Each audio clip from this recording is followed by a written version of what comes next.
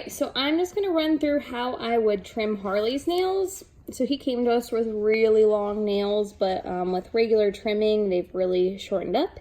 He is kibble fed, so I find that I don't have to trim them as often as my raw fed dog, so I maybe do his once every week or every 2 weeks, depending on how fast they're growing. So, just like I've mentioned in this post, I'm going to trim the bottom off and then trim the alternative cut line. Since I'm going to Dremel, I'm not really trimming the bottom off because you can see his quick there. There's not a lot for me to cut off. So if they were really long, I would come in and cut like that. Can you see that?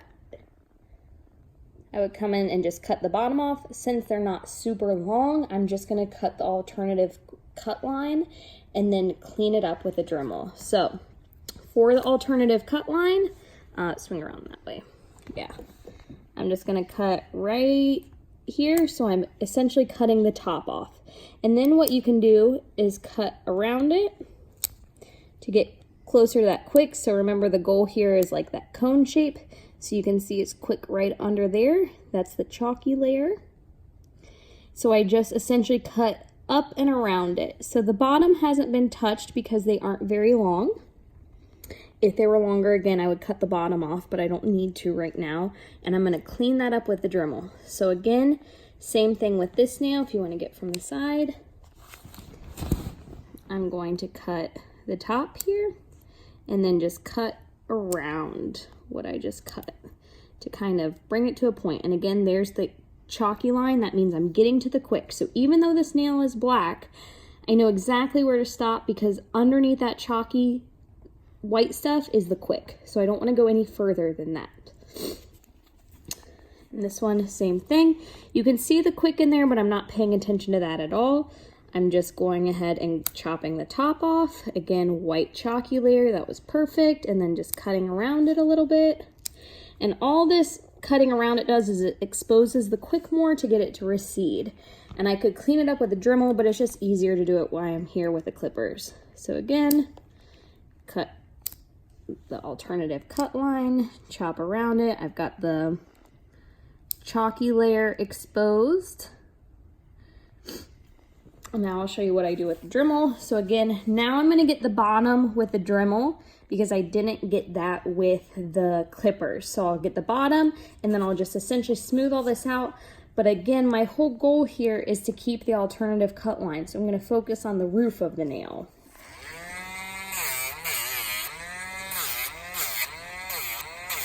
And with any Dremeling, you never wanna leave it in place for too long because it gets hot. Sorry, buddy. Hang on, hang on. I'm out. I know. Harley's not a huge fan of the Dremel. Good boy, Harley. I'm just getting the bottoms until it's essentially flat. There's a lot of dead stuff under there typically, so I'm just cleaning up the bottoms and then I'm gonna do the tops to just clean it all up and get that alternative cut line. And again, I'm not ever staying in one place for too long. I find that a medium amount of Dremel is best. So I'm not just doing that and I'm not just letting it heat up like that. So just letting it kind of roll over the nail seems to be what the dogs prefer. But of course, if your dog prefers something differently, do whatever your dog prefers. So since I cut it with the clippers all the way around, I pretty much only Dremel down because all I'm doing here is cleaning it up. If I were to not use clippers, I'd obviously have a lot more to Dremel on the top, around the sides, and on the bottom, but the clippers really clean up a lot of that for me.